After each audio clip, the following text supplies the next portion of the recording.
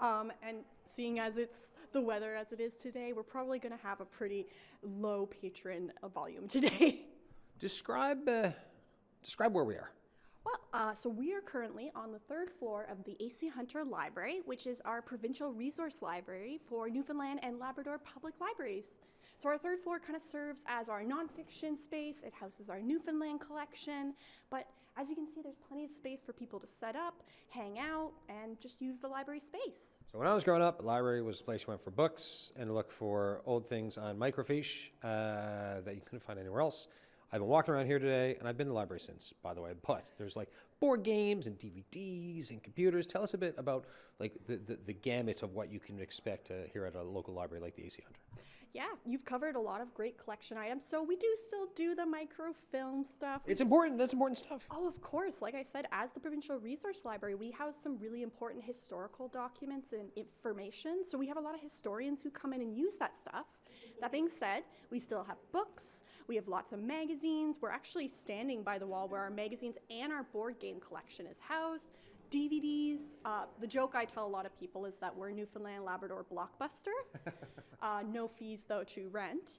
And other really great collections. We have stuff like our birdwatching backpacks that we collaborate with Nature and Owl with. We have public access computers. We really invite people to come into their local library to see what is available to borrow and to use in branch. So then if I'm like listening to this and I'm like, you know what, I haven't been to the library in years, or I got kids, I'm like, I think I might want to come and check out some of these board games, maybe rent a DVD, one of the old 1990s Freddie Prinze ones I was looking at earlier, or there's also Batman, Superman, and hundreds of others that are actually good movies in the collection there. What do folks do? Well, it's as easy as just signing up for a library card, Adam. We have two different routes to do that. One, just stop by your local library and say you'd like to sign up. We might ask for proof of address, but otherwise it's as simple as that. Or we even have a form on our website. So that actually allows you to sign up for a card, put all your information in, and then after that, the card gets mailed to your house. If I'm allowed to elaborate a bit, I'm not from the island originally. I moved here in 2020. So when I signed up for a card, I was in quarantine in my house for 2 weeks, and I signed up for my card, and within that 2-week period, my card arrived in the mail. So. Cool, very cool. So your full position, regional librarian, right? Yep, regional librarian for St. John's. For St. John's. I've been looking through my notes, and from the guests we're going to hear throughout this hour, right? We're going to hear library staff, we've got authors. There's this one thing that came up as Arlette Lazarenko was doing pre-interviews with everyone. It's the concept or the fact that the library is a third space. Tell folks about that. Yeah, third space is a phrase that gets thrown around a lot in library science and library studies. So it's the idea of a space where people can exist and there's no onus on paying to be there or having to use the space in maybe a traditional method. So while the library is here for people to come browse our shelves, take out materials, attend a program, the third space infers that you are allowed to exist in that space without having to do any of those things. We encourage people to come sit down with a book. We have students who come and use the space to study on their computers. So the third space is the idea of a space where you can just simply exist and there's no onus on you to engage in a capitalistic mindset. What's your happy space for the library, the happy feeling when you're around with this work? That's such a good question, Adam.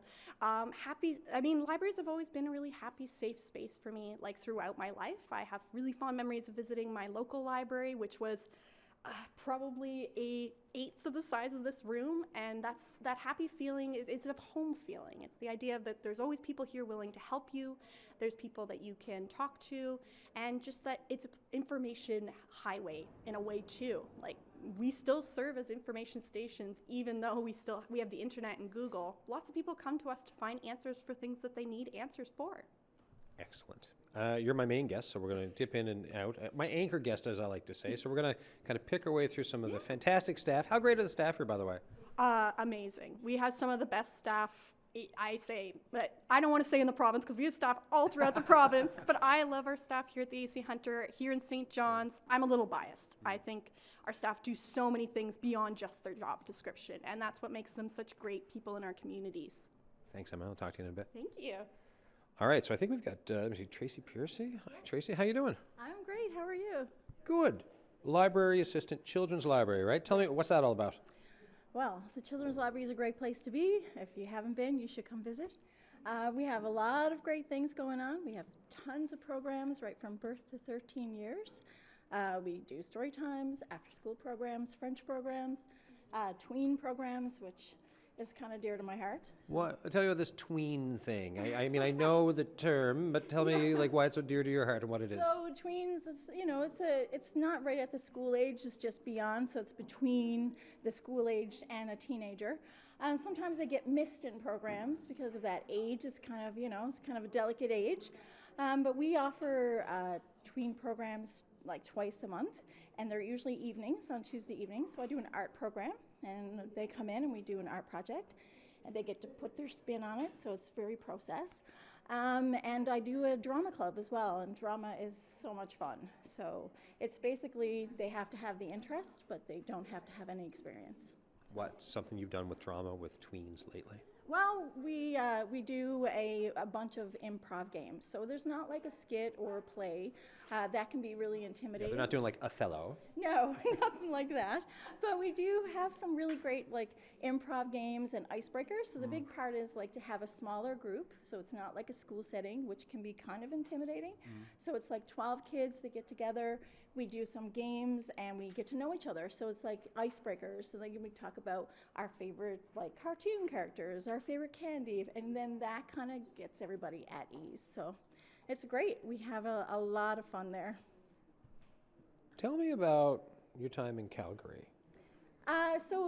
When I lived in Calgary, when I had my first daughter, I was by myself. I didn't have any family, and my friends were at different stages of adult and parenting and things. So I relied on my local library for like story circles and play groups, and so we offer that here as well. We do baby time, story time, which is also dear to my heart for personal reasons, because those things for me became my survival kit. So I didn't have the friends, and I made those connections at the library. So if it happened for me, I'm sure it can happen for other people. So yeah, like when you having that Calgary experience, right? So Yeah. the community lifeline, all the support you got, and then you're here from Providing it. the tweens providing it, everyone else. What's it like then to see moms or dads or folks who are looking for those connections as they come in here, like you once were? Well, that's the big part of it for me, right? That's why I do it, is so that people can make those connections. Because it's, the library is a community. I'd like to think that we're providing those connections and creating friendships. We have people that come to those, story times or after-school programs, and they're making those friendships. The parents are, and then their kids are. So it's really great. What's something that you've learned from working here about community and like the either the building of it or the strength of it or what it takes to create it? Well, I think it just makes people feel they have a place to go, and that's what community is. That's the right? start, hey? That's Like the start, feeling yeah. welcome in a safe space is the start. Exactly. And so if we're providing that, and we're creating all these programs for people to meet other people and make connections, because again, with the baby programs, parents, it's not hard to it's not easy to be a parent, and especially if you're going through it for the first time. So there's a lot of parents going through the same stuff at the same time. So it's comforting to know that other people are going through that same thing. So Yeah, like in a time, and we talk about this a fair bit on the show about the importance of peer-to-peer support. Right. And Exactly. when you're a new parent, That's right. that peer-to-peer support, oh, I'm not alone. Yes, it's like I said, it's a survival kit, right? Something else to add to it. So it's a great thing, and if we are developing a community here, that's what community is, right? So The library is the focal point. exactly. Thanks for this. Thank you. It was nice to meet you. You too. All right. All right, and so what do you do right after this? You going back down? Yes, go back to work. What's next on the schedule for today? Well, we had a play group this morning, but it was a late opening, so the play group is not going ahead. So Okay. yeah, More planning and stuff. eh? more planning. Well, thank you very much. Thank you. All right. All right, folks, that's Tracy Piercy there, library assistant, Children's Library. Let's stick with the kids department. Jen Muffet's coming over. Hi. How you doing? So, tell me about yourself. My name's Jan Moffat. I work for the Children's Library as the head of the Children's Library. I've been with the public libraries for about 10 years, but overall with libraries about 20 years. So I've got lots of experience with libraries, but I also love kids and love working in the Children's Library most of all the jobs I've ever had. It's the dream. So Jan, why is it the dream? To get to see kids just coming in and getting excited about books, to come in and be excited about being in that third space, as Emma mentioned, and not have to buy anything. Their parents don't feel any pressure to get their kids something that they have to pay for. Their kids can take as many books as they like and enjoy those things. And it's a great space to be. Nothing makes me happier than a kid coming back to the library and telling me how much they loved the book that either I recommended or a friend recommended, and that they're desperate for the sequel, they're desperate for more books, and the authors cannot keep up with the amount the kids want the next Dogman or the next Diary of a Wimpy Kid and things like that. They're in high demand. So Dogman, Diary of a Wimpy Kid. What are some of the other ones that young folks nowadays are these are fantastic? The Wings of Fire books, which are a dragon series, that's one of the top books that are in there, as well as an author named Raina Talgemeyer. She writes graphic novels, and she has been for about 15 years, and even her 15-year-old books continue to be the height of popularity. We can't keep them on our shelves. They have simple titles of like Smile and Sisters, and so you might think a kid coming into the library and saying, I want Smile. That can be a hard thing for someone who doesn't know to understand, but we know instantly that that's that book, and every kid wants to read it, boys, girls, everyone. Very, very cool. I understand yourself, you like graphic novels, is it? Look at my notes here. Yep. Tell me about it. I think that graphic novels are such a great resource for kids, for adults, for everyone. We get parents and teachers as well, and sometimes saying, the kids need to read a real book, a real, novel, that kind of thing. But I always tell them that graphic novels are real books. Graphic novels are actually some of the best reading, especially in the 2020s, because kids need to be taking in both words and images all the time. In a world where the cover of a newspaper 50 years ago was mostly text, we're now looking at an internet that is such a mixture of text and images, and so learning to decode that as a child and learning how to know what words to focus on, what pictures to focus on is actually a very important part of literacy. And then also, graphic novels are fun, they can be funny, they can be serious, they can be all across the board. They're just a great thing for kids to be reading, and I always encourage them towards that section, and they're heading in that direction anyway. Is there season excitement at the library, or is it a consistent thing all year round? Is there a different vibe depending? I definitely would say summertime is a time that we always have our summer reading club during the summer, and kids are coming in especially to find books that they don't have to read. Things during the school year, they may be assigned to a book and have to read something, but during the summer they can read whatever they want, and we really encourage them to find a topic, find a genre that they enjoy, and just go for it and enjoy the summer months for that. Jan, thanks so much for this. Same question I was just asking before. What do you do next now for the rest of your day? And especially if the kids thing this morning was canceled. Doing lots of planning. I've got a story time tomorrow that I'm making sure is all planned and ready to go, and also I'm going to be seeing patrons, checking in and out books, and chatting with kids. What's the story time tomorrow?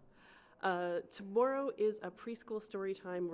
We're using a parachute. So if you remember from your childhood, the day that the gym had a parachute. Yeah, of course, and they played the popcorn song, and it was amazing. Exactly. So that's what we're going to be doing tomorrow is some parachute fun and a story time with the 3 to 5 year olds. Why aren't we here tomorrow? Arlette Lazarenko, who lined up this show. Look at the show AP right now. I'm kidding.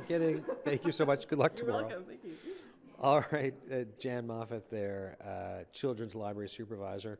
We're rocking and rolling here at the A.C. Hunter Library, talking to all the staff, and then it's going to be all the authors. And it's because we're here talking about what's a Valentine's Day show for love, for the library, for libraries, and for authors. Introduce yourself and what you do. I'm Andrea Tucker, and I am a teacher. I'm in the arts community. I'm a mom. Wear lots of hats. Lots of hats. Yeah, my notes say patron of library. Yeah, So and a patron of the library. All right, so tell me about your family and why the library is important for you. Okay, so I have two daughters, and I started coming to the library when they were really, really young in car seats. And we went through the board books, and we would just stay and play. And as has mentioned earlier, the whole third space.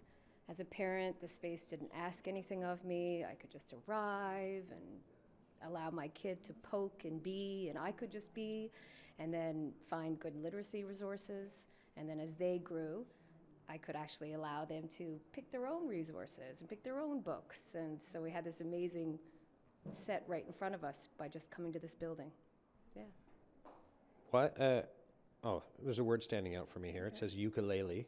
Tell me about the ukulele. Yeah, well, kids got old enough, they were really keen. They saw the music lending library. So they were like, Mom, can we get some instruments? So, of course, we borrowed many ukuleles and a violin. So that was really great to be able to just try it on at home and see if they liked it. And they did. And, you know, we had to listen to a lot of ukuleleing and Well, I mean, at least it wasn't the bagpipes, right? Like, you know. yeah, and violin playing. So that was really great. Yeah. For you then, like over these years, you know, as the kids growing up, getting older, playing the ukulele, violin, and everything else, how have you enjoyed the space and the community that's been forged around it? Yeah, I mean, I just think that, you know, libraries are that instrument of like social inclusion. So when I come here, it's very welcoming, it's low risk, there's people here all the time, there's always really easy banter and conversation, kids moving, parents, adults are around. So I just feel that it's a really low risk way for kids to find their independence in a space, in a public space. Yeah, I think, I mean, it's in today's world, there can be a lot of fractious discussions. So then to talk to someone like yourself about finding a place that you're like, this is a safe third space, kids kind of grew up here, there's community, and in hearing about the community that can be built around it, I think it's just such a neat thing. Absolutely. And I mean, I think about now they come to the Lego play groups and the crafts and just all the people in spaces that are things that are done in these spaces that, you know, outside of school or anything like that, they often don't get. So the library is that. Well, I mean, yesterday we just did a show talking about music education, French education, social studies, and in middle school, right, junior high, the fact that perhaps there will be fewer course offerings, there's decisions, there's questions around it, and perhaps students may be able to choose these courses. Some of the worry is that it'll be lost, but then at the same time, in this conversation today, I'm hearing music, I'm hearing there's lots of fill-in discussions, which I find really interesting for what this place is providing. I just wonder if you have any thoughts on that. Yeah, absolutely, because I actually didn't really think about that, but it does provide that space. I mean, you know, sometimes parents aren't going to necessarily have the resources to pay for extracurricular Tutoring and whatever else. exactly, Yeah, right? So totally. you can come to the library here, and it exists here, and everybody's welcome. So it is that gap. It could potentially fill that gap, you know? Yeah. Thank you for this. And what do you like for the rest of your day? What's up? Well, funny enough, my kids are downstairs in the library with my husband, and we're probably going to look for some books and then make our way home. Very cool. Well, have a great day, and thank you so much. Thank you. Happy Valentine's Day. Happy Valentine's Day. All right, we've got one more person to talk to now here at the library for the staff, patrons half of the show. After this person, I'm speaking to Curtis back at CBC. We're going to play a song, and I'm hoping that song has been brought in because it's in the notes. But I realized we didn't talk about it yet. So there you go, Curtis. That's your warning. You got 5 minutes, buddy. Colleen. Oui. Salut, ça va? Bonjour. Ça va bien? Bonne Saint-Valentin. Oui, bon Saint-Valentin. Alors, ben, on peut parler un petit peu en français et puis on peut parler en anglais, mais juste en anglais, peut-être, si tu peux expliquer ce que vous faites ici à la bibliothèque. Oui, so I'm the French language services specialist. It's a new position that was created, and the goal is to offer programs in French. So before 2023, we had nothing in French. So now we offer programs in French for every ages. So we have French story time for 0 to 5. We have Twin Art Night in French. Crafternoon and French Conversation Circle for adults, and that's a big hit here. People like to come and practice their French, have fun. We have French reading club too, and I'm also the person helping to improve the collection in French of books for all ages. So it's really expanding our program in French. Yeah. So how's the collection expansion going? It's going well. We are adding a lot of local author translation, like Michael Crumey and Eva Crocker, and we also adding a lot for kids because there is a lot of kids going in French immersion, early immersion, or late immersion, and they're looking for more books and more authentic book, like from Quebec author or from French author, from all over the francophone culture. So it's growing. If you're not getting your books here, how hard is it to get books en français in and around St. John's or across the province? It's quite hard. So the only place you can find a few, it's at chapters. You can order them and then they come here in St. John. Otherwise there is no place here you can buy some books in French. So here is really you get a chance to see a whole collection, a lot of shelves with French books. And for me, that's very important to see them, that they're here in the library because we are a Canadian library, right? So we are a bilingual country. So it's get the people to realize, oh yeah, I can also try to read in French this translation. So it's very, very important to be able to offer that. Yeah. What's the progress been like from when you started for the new position? So you're talking about expanding the collection, adult conversation class, other programs for kids. What's it been like seeing the progress that's been made so far? So we started from almost zero to an explosion. So I would say there is a word of mouth. So it started slow, and now I start to have programs that are full with a full group. And for the book, it's growing and growing, especially online too. We have more ebooks in French, more audiobook, and there is a lot of books that are borrowed. There is waiting list for them because people are so excited to say, oh yeah, I can listen these books in French. So it's a great, great progression. And we have a lot of demands of people asking me, can you please do a circle every week? Can you do French classes? Because here you have only College of North Atlantic offering a few classes for beginner and the Association Francophone. And Everyone else is on Duolingo. Duolingo, yeah. So and Way you better need in to person. practice. Yeah. I have a lot of Duolingo people coming at my circle. Like, okay, now I have all the vocabulary. So, but how do I do a sentence in French? And they're so happy to be able. Okay, yeah, I can do a sentence. And I would say people have a lot of fun because it's very informal. So it can be less stressful than in a class where you're all sitting down and you're on the spot. Here, I really try to use games, card, images, and we laugh a lot here. Yeah. Cool. And I would add, it's also bring different people together. So I have people, a newcomer coming, retired people, student, and it's rare to have a place where you have all these people together for a common goal, which is French. And also for the kids, I'm very, very happy because I have kids from the Francophone school that we have here, but also from French immersion. And it's a bridge between them, right? Because you don't see them together often outside of this space. So for me, it's a great, great success to be able to have this bridge between English-speaking and French-speaking community here. Colleen Tisserand, merci beaucoup. Merci, bonne journée. Et bonne journée. Valentin. Oui, Au revoir. vous aussi. Merci.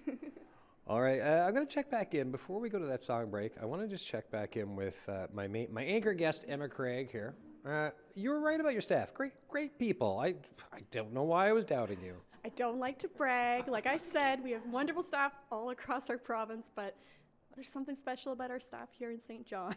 So that's an idea from listening to, we had a patron, we had some of your staff. Anything else that we're missing on what to fill in here for? Because I think it gave a really good idea of some of the great range that's here at the library and what you do. Anything else missing there? I mean, they've covered a lot of stuff. We had people talking about our programs, about our services, our collections. I mean, I think it's really, when people ask us about like what are the libraries about now in 2025, I just invite them to come in person and find out. I was talking with my good friend who works on the floor, as we call it, and she was telling me about like the different patrons we have come in every day. We have people coming in to work on their resume and getting that printed off. We have people coming in, they're doing their research on different historical stuff.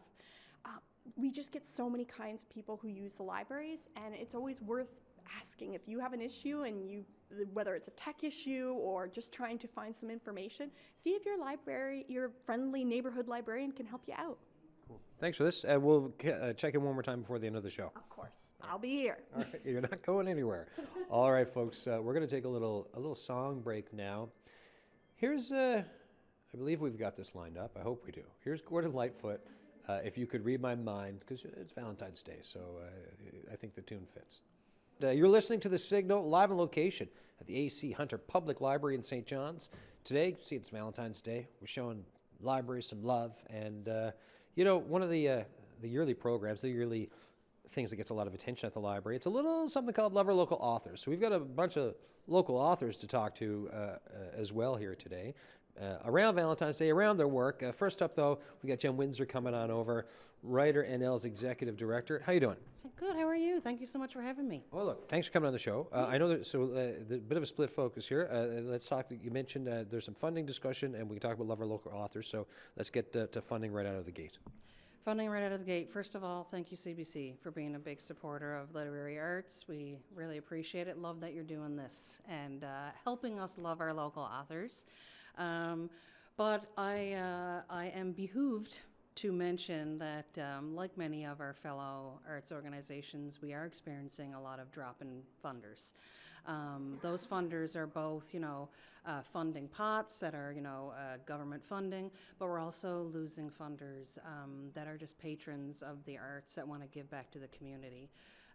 We understand it's a complicated time for people, but we essentially just want to throw out there to the community that we are actively looking for sponsors. We have lots of different programs, services, awards, contests, lots of different options. And if anybody out there was interested in giving back to the arts community, they can reach out, and we'd love to hear from them. Yeah, it's, we've talked a lot on the show about cost of living crisis. We've talked about how there's demographic changes happening in this province. We've talked about where we are now just in a bunch of ways in the world, and whether or not communities are expanding or possibly shrinking, and some of those folks who gave before either have aged out or are, because of the cost of living, perhaps can't do it as much, and it almost, when I talk to folks, it feels a bit of like I hate to use the term perfect storm, but like it feels like all of it stacked up together, and then it really hits organizations like yourselves. Yeah, I mean, you've hit the nail on the head. It does feel like a bit of a perfect storm. We're not the only organization that is feeling these cuts, but I think it's an extra sting for Writers NL because we have grown so much in the past few years. We're at almost 600 members now. Our membership has grown about 150% since 2020. So we just want to really keep that momentum going, and we certainly have the drive and the passion and, all the ideas, to do it, and the staff and the board and volunteers. We just need some of those funders to come through and help us deliver these programs and services to the writers in the province. How should folks get in touch with you? Folks can see our website. It's writersnl.ca, and my email is all over there, info@writersnl.ca as well. And then for Love Our Local Authors this year, tell me briefly about it before we meet some folks. Well, Love Our Local Authors, of course, happens every February, and we always try and take part in some events, but we particularly love partnering with Newfoundland Labrador Public Libraries. We love Newfoundland Labrador Public Libraries. So we every year we come here and we offer some type of programming. Last year we did readings with New Canadians. This year we're doing some workshops. We did a workshop last weekend on identifying any bias in your writing with Laura Balmba, which was incredible. Oh, that's great. Yeah, incredible workshop. Obviously, a very timely topic too, because we are in Black History Month as well. And then tomorrow we're doing another workshop on marketing and promotion, and that's with Rebecca Gladney, and it starts at 10:30 here at the library. Excellent, thanks. And I'm going to bring Rebecca in to tell us more about it. Love it. Thanks for the segue. Thank you so much for having us. Well, thanks for coming. Cheers. Thanks. All right, Jen Windsor there, Writer NL's Executive Director. And speaking of Rebecca, how are you doing? I'm good. How are you? Good. Well, tell us a bit about yourself, and then I'll ask you about that workshop. I guess myself as a person or as a business owner or as an author. That's a big question these days. Let's meander away from 1 to 2 to 3 there. Okay, so I am a massage therapist by career. I've been a massage therapist for 15 years, and in 2020, I accidentally wrote a children's book. Amazing. Yep, and then in 2021, I decided to publish the children's book, and 2022 it was released.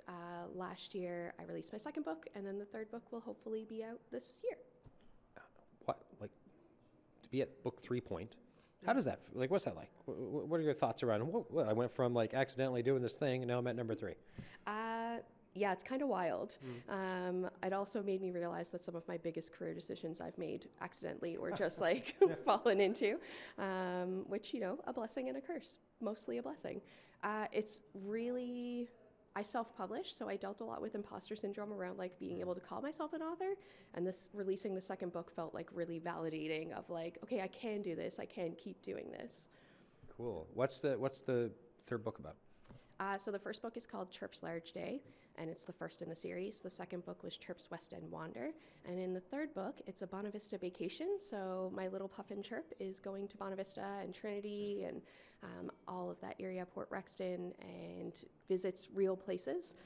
So it helps to just kind of promote different businesses and different aspects of Newfoundland, whether it's Signal Hill or Bering Park or my favorite coffee shop.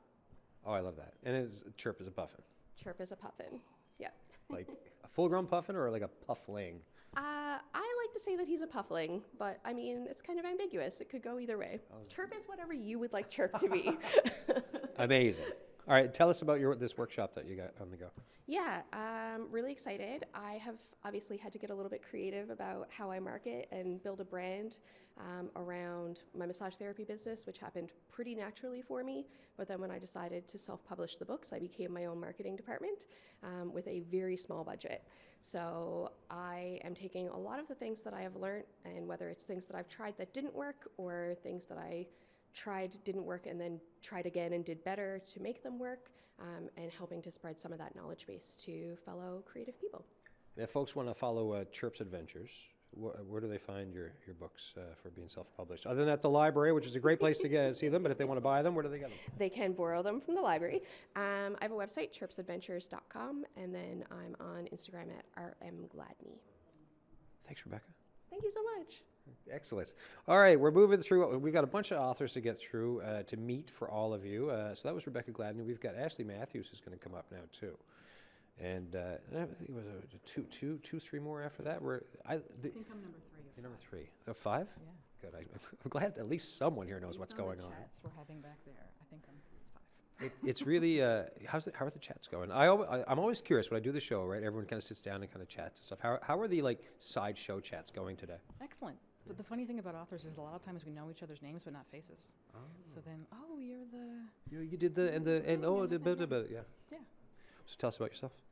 My name is Ashley Matthews. I wrote a book about having cancer, which is a bit of a bummer, but I survived. So at least you know that going into the beginning of it, that I'm still here. There's a happy ending, right? Yeah, otherwise grossly unremarkable. Is that the name of it? That is my book, yes. When did it come out? Remind me. Just past July. It's new, yeah, brand new. What's the conversation circuit like when you put out a book about having cancer? There's lots of drama for me. Jen was talking about the writers' panels. I did a panel on writing on complex topics, actually, about just that, how to write about complex topics, whether it's the nature of the topic or whether it's complex to you yourself, which was interesting and difficult. It is difficult to talk about my book all the time because it is my own situation. It's not a fictional story, but it is also cathartic too. So you take the good and the bad, I guess. So what's some of the advice you're giving folks who are writing about difficult topics? Oh my gosh, it's really hard for me to give advice because I'm writing what happened to me. Yeah. So there's not a whole lot of me like, I just wrote down what happened. So I guess I'd say that the imposter syndrome runs deep in me because I just wrote down what occurred to me. But the best version of my book that I produced, and of course there were many versions of it, was the one that was the most truthful and the most authentic and didn't leave out anything, if at all possible. That seems like pretty good advice. Like I like that, or just for putting that out for someone to think about for if they're going to tell their own story. Is there anything you would tell yourself now at the start of the process, or you're like, you know what, that worked out the way it should have? Oh, that's a really hard question. I think it's actually a lot like going through in my cancer experience. I did chemotherapy and radiation and surgery and all these really big, frightening things.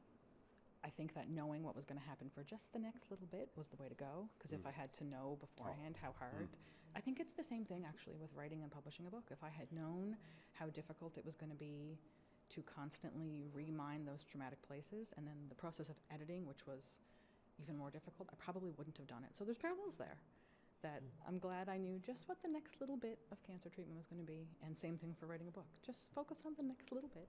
Eat the elephant one bite at a time. That's exactly what, is in my book. We're talking about the library as a third space. What was the library for you during this process? Everything.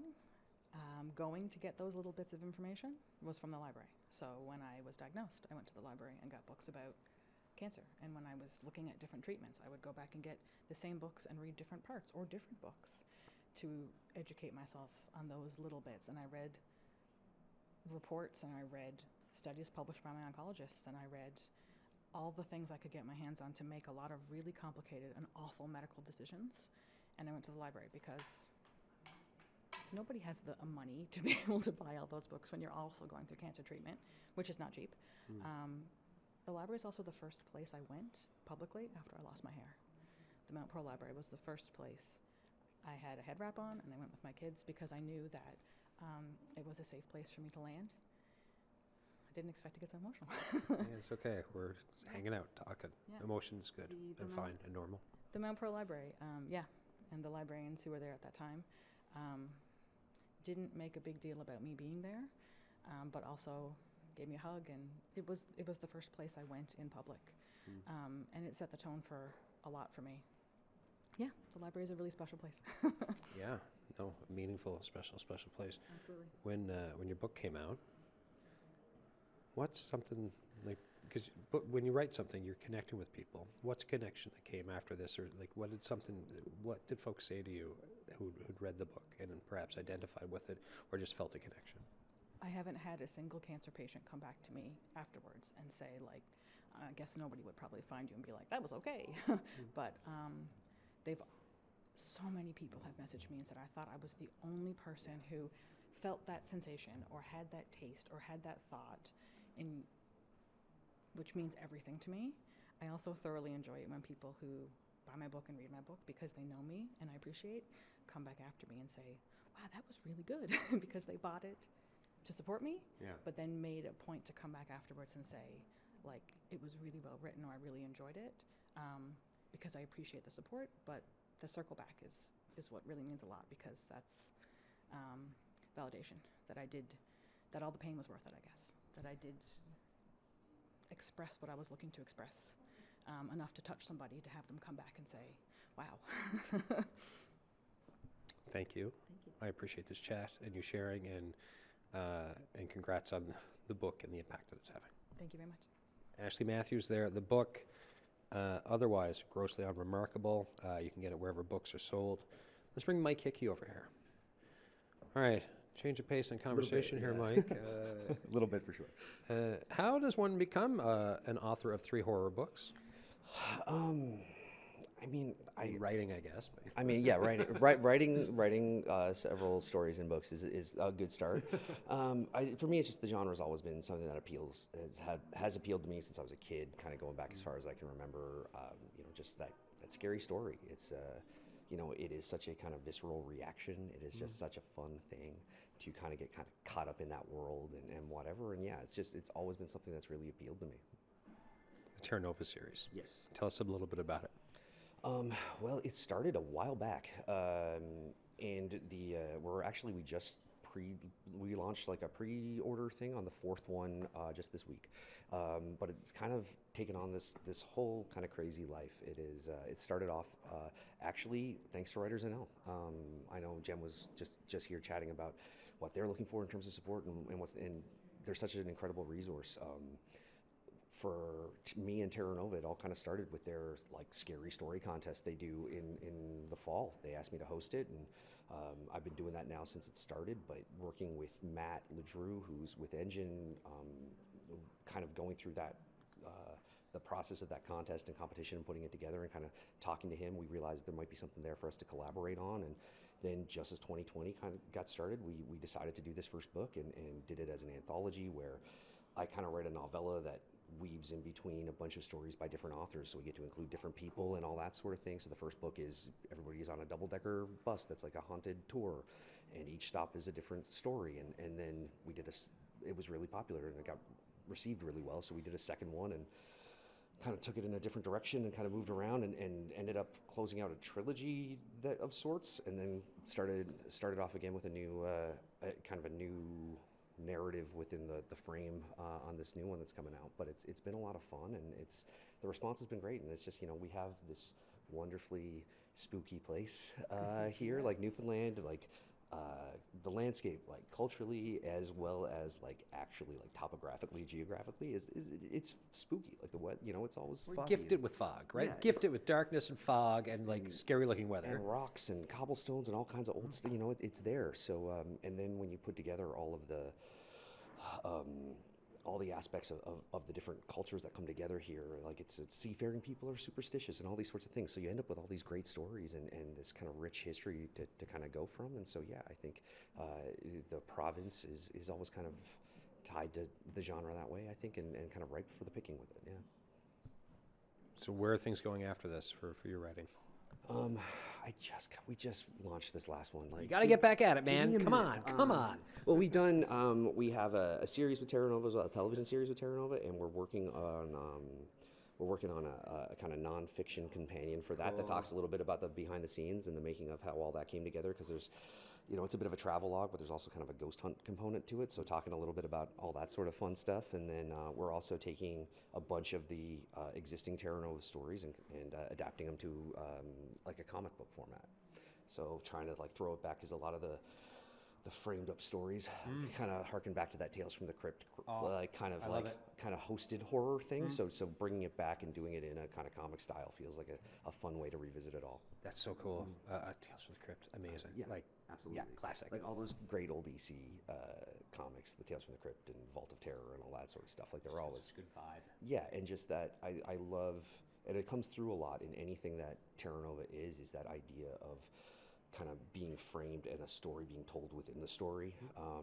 So, like whether it's Tales from the Crypt or Crypt Keeper or Are You Afraid of the Dark, that idea of like being told the story as part of the story you're consuming is always kind of fun for me. It's always a nice way to kind of approach the genre, and it's always been kind of a part of what Terra Nova is. And so it's really cool to be able to kind of throw back to those by going to the comics that way.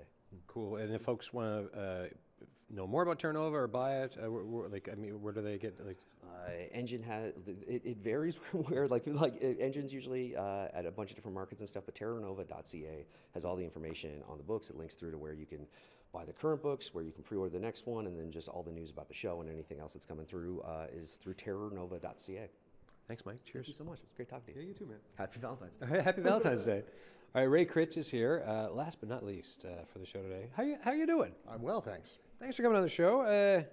First time publishing a book, is it? It is, yes. Yeah, this is brand new for me. Tell us about it. So the book's called The Beltane Massacre. Tells the story of Rowan McCrae, who's an academic who gets pulled into an espionage situation because, well, his wife and child are killed in the prologue. Oh, wow. Killed in the prologue. What was it like to sit down and start this thing? It was essentially play for me. Like writing, I was not responsible to or for anything or anybody. So it was just a chance to, follow a story and do something where ordinarily, I'm a lawyer by day. I have 2 children. I'm married, so I've got lots and lots of responsibilities. This is the one thing where I wasn't responsible for anything. So it's just nice to be able to live in that little world for a couple of nights a week and see how it goes. So, all the lawyer, parent, being married responsibilities, and you start this thing, right? You're creating this world. When along this journey are you like, I might try to publish this thing? To be fair, it was Writers NL who had the Pitch Wars. And the Pitch Wars was a month after I'd finished the first draft. So I said, you know what? I'll just see how that goes. And so I presented it at Pitch Wars, and it won Most Marketable. So it was good encouragement. A couple of publishers were interested at the event, and 3 years later, it's coming out in June. So, yeah, Who's the publisher? Breakwater. Oh, nice. And for folks, so briefly explain Pitch Wars for folks who may not know. So Pitch Wars is an event where writers have 3 minutes to pitch as quickly as possible and as well as possible whatever their project is.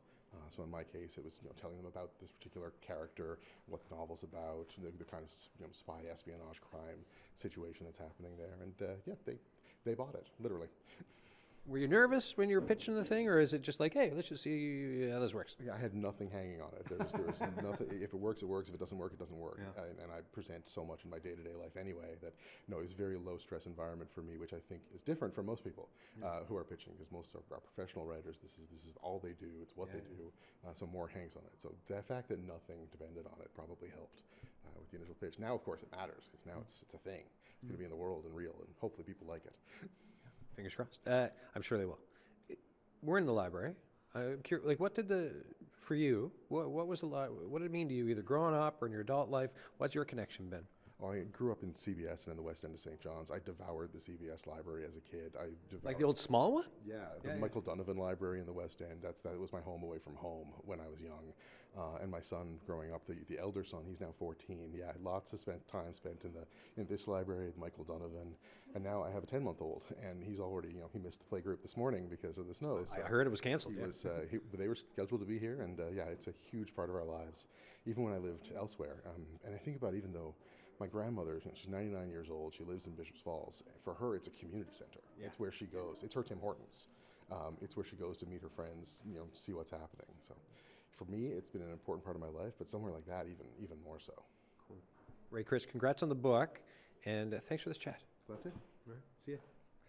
All right, folks, so that's all the authors. We talked to the staff. We're going to bring my anchor guest back for one more check-in on things here today. Emma Craig, how you doing? I'm doing good. You can't get rid of me. No, you keep coming back, right? It's just like Arlette Lazarenko and coming here to the library. So, folks, we walk in here. Come over here for a second, Arlette. Show AP, Arlette Lazarenko. So we walk in here, and everyone's like, Arlette, how often do you come to the library? Weekly, and if I could, I would have gone daily. I love this place. And that's what we talk about a lot with the idea of libraries being this third place in a community hub. Like, we have our regulars. We know people like Arlette, and we're like, how you doing? How's the family? We have a new book on the shelf. You probably want to check that out. We love building these relationships with people. So, like, when Arlette reached out, we were like, we already know about you. You're cool with us. You're on our radar because you're here all the time. Excellent. Thanks for hosting us today. Arlette, thanks for putting the show together. All right, see you folks, and yeah, take care. And this is the loudest I've ever been in a library, and apparently that's okay now, so that's great. Perfectly fine. And like I said, we're always happy to have people and to talk about the libraries and promote our local authors. It's been such a great show today. All right, folks, happy Valentine's Day out there. We're loving libraries, loving local authors. That is it for this week. Taking us out. Well, I will say, though, if you do have thoughts on the show at any point, email us thesignal@cbc.ca. You can leave us a voicemail on the Signal line, 709-576-5260. Taking us out in the spirit of Valentine's Day, and according to AmericanSongwriter.com, the Guess Who proved that romance and rock music could cohabitate with this song. Here they are with These Eyes.